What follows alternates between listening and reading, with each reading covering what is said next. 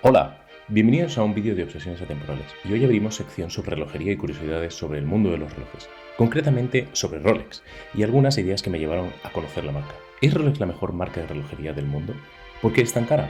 ¿Por qué todo el mundo la conoce, incluso gente que no sabe nada de relojería? Si algún día te surgieron estas dudas y quieres entender por qué Rolex ocupa el lugar que ocupa, quédate porque hoy te lo voy a contar. Rolex es sin duda una de las marcas de relojes más conocidas del mundo. Modelos como el Daytona, el GMT Pepsi o el Date President no son solo fácilmente identificables, sino que han servido de referencia para innumerables marcas posteriores. Es una marca considerada de lujo, aunque conviene aclarar algo desde el principio: Rolex no es alta relojería artesanal. Aún así, han diseñado algunos de los relojes más icónicos y reconocibles de la historia. Pero para entender por qué Rolex es lo que es hoy, primero tenemos que mirar atrás.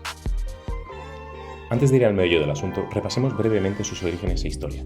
Rolex fue fundada en 1905 en Londres por Alfred David y su cuñado Hans Wilsdorf, bajo el nombre de Wilsdorf and Davies. En sus inicios, la empresa no fabricaba sus propios relojes, importaban movimientos suizos y los montaban en cajas producidas por terceros. En 1908 decide registrar el nombre Rolex. Era corto, fácil de recordar y fácil de colocar en las esferas de los relojes, y según el propio Wilsdorf, evocaba el sonido que hace el reloj al darle cuerda.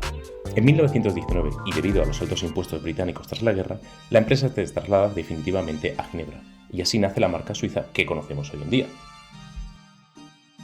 En 1910, un Rolex se convirtió en el primer reloj suizo de pulsera del mundo en obtener un certificado oficial de cronómetro en Suiza, pero el verdadero punto de inflexión llega cuando Rolex decide atacar la mayoría de problemas que le surgían a los relojes de esa época. Wilsdorf tenía una visión muy clara. Quería crear relojes de pulsera precisos, fiables y resistentes, algo que en aquella época no era en absoluto habitual. Un problema muy concreto de la relojería de la época era la entrada de agua y polvo por la corona. Rolex desarrolla una caja herméticamente sellada y una corona roscada que protege el movimiento del exterior. Así nace el Rolex Oyster, llamado así por su similitud con el cierre hermético de una ostra. En 1927, la nadadora británica Mercedes Gleise cruza el Canal de la Mancha con un Rolex Oyster colgado del cuello. 10 horas en agua fría nadando sin que el reloj fallara. Aquello fue una demostración pública de fiabilidad sin precedentes.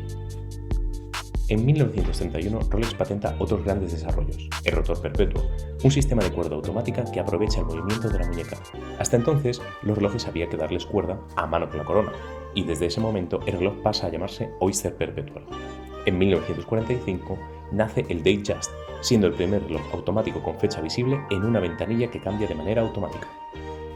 En los años 50, Rolex consolida su identidad con el diseño de relojes herramienta. El Submariner como primer reloj de buceo profesional funcional con una resistencia al agua de hasta 300 metros. El GMT Master, diseñado para la aviación comercial, ya que le permitía a los pilotos de avión tener varios usos horarios en un mismo reloj, y así tener la hora de la ciudad de la que despegaban y en la que aterrizaban.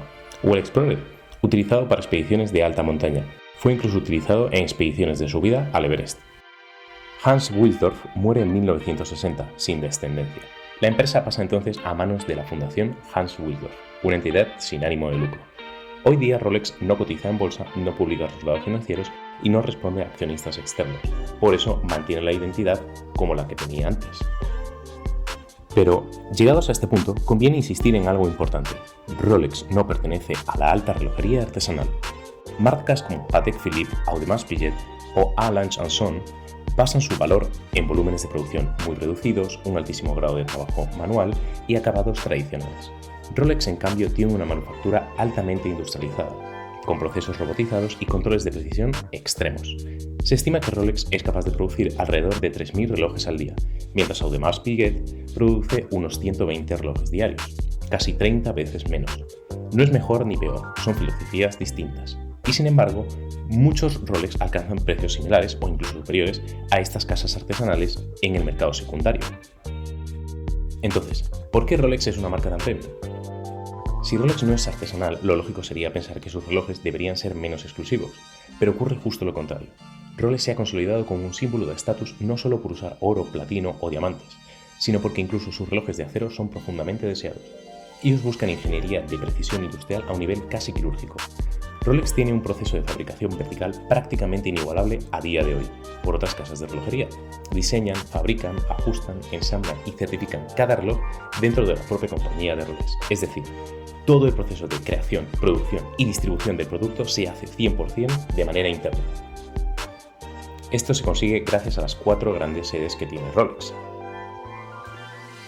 La sede de Plan Le Ward, en Ginebra, es la sede principal. Se dedica al diseño y fabricación de cajas, brazaletes y cierres, además del control de calidad final. En la sede de Vienne es donde se realiza la fabricación y ensamblaje de movimientos, los ajustes de precisión y el control cronométrico. En la sede de Schöneburg es donde se realiza la producción de esferas y la aplicación de índices, lacados y luminescencia. Y finalmente, en la sede de Les Acacias es donde se realiza la investigación, diseñan nuevos prototipos y se someten los relojes a pruebas extremas. Además, es una empresa obsesionada en los grandes detalles, como por ejemplo, Rolex fabrica sus propios materiales de lujo. Ellos se encargan de fundir su propio oro para que sea Made by Rolex. De esta manera se aseguran controles de calidad de color, de dureza y de que el material sea estable en el tiempo. También fabrican su propia espiral, la Parachrom, cuyo diseño y fabricación es interno, hecho con una aleación propia y con propiedades antimagnéticas, de mayor resistencia y termoestabilidad, de manera que aseguran que sus relojes son mucho más precisos, robustos y en definitiva más fiables a la larga. Así llegamos a la paradoja de Rolex, una fabricación masiva de altísima calidad debido a estándares de calidad prácticamente absurdos. Producen más de 1 millón de relojes al año, pero que pasan por ensamblajes manuales, pruebas de continuo montaje y desmontaje, pruebas de calidad de días o semanas y luego la certificación tanto por la propia Rolex como por el control oficial suizo de cronómetros. Así llegamos a que, por ejemplo, un C-Dueler de acero se vende oficialmente por más de 21.000 euros, o algunos relojes como el GMT Pepsi de acero se revenden por 13.000 euros. Este posicionamiento se sostiene sobre varios pilares clave. Primero, la historia. El concepto Oyster Perpetual es historia viva de la relojería moderna. Rolex no inventó todo, pero perfeccionó ideas clave hasta convertirlas en estándares. Segundo, el diseño. Modelos como el Submariner o el GMT Master han definido la estética de la relojería deportiva. El GMT Pepsi, creado originalmente para la compañía aérea Pan American Airlines, estableció un lenguaje visual que hoy es universal. Tercero, perfeccionamiento técnico. Rolex diseña relojes funcionales y extremadamente robustos. Un C-Dueler actual resiste hasta 1220 metros de profundidad en el mar. Una locura si lo comparas con otras marcas que apenas son capaces de hacer relojes de buceo que toleren 200 metros. Mientras otras marcas venden relojes para heredar, Rolex vende relojes pensados para sobrevivir. Cuarto, manufactura vertical.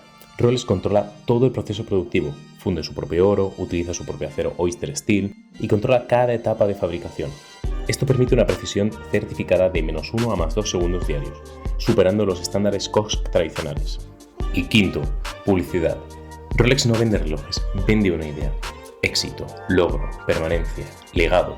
Su comunicación es sobria, aspiracional y omnipresente en los contextos adecuados. En conclusión, comprar un Rolex no es comprar alta relojería artesanal, tampoco es lujo ostentoso ni simple moda. Rolex ocupa un territorio intermedio perfectamente definido. Es calidad industrial llevada al extremo, precisión certificada y una coherencia construida durante más de un siglo.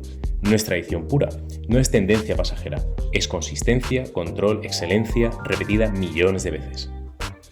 Espero que os haya gustado este vídeo y que hayáis aprendido un montón de cosas interesantes. Nos vemos en el próximo vídeo.